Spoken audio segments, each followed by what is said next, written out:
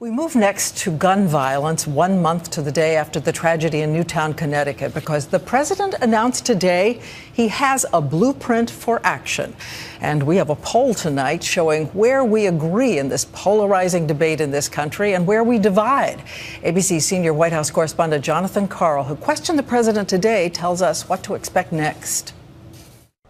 In his first press conference this year, the president vowed quick action on gun violence, with or without Congress. Members of Congress, I think, are going to have a debate and examine their own conscience, because we're going to have to come up with answers that set politics aside.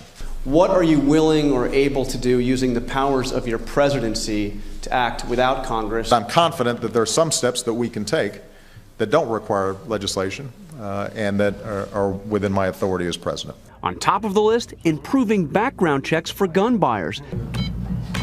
But to extend them to gun shows, where most sales don't require any background check, President Obama would need Congress. In today's ABC News Washington Post poll, a vast majority of Americans said they would support extending background checks to gun shows, but the manager of this Virginia gun shop says that more background checks will just harass law-abiding gun buyers. The only people that are likely to comply with it are law-abiding citizens. Well, they're not the problem.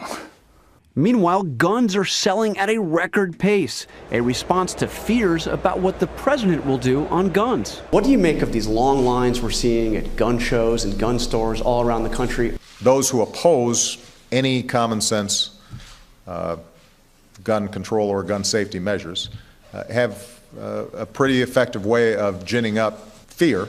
Everybody's guns are going to be taken away. While Washington waits for the president's plan, things are already happening in the states. Today alone, leaders in New York, Maryland, and Chicago moved forward on gun control initiatives. And in Connecticut, the families of the Sandy Hook victims called for a national dialogue on preventing mass killings. Diane? All right, John, thank you.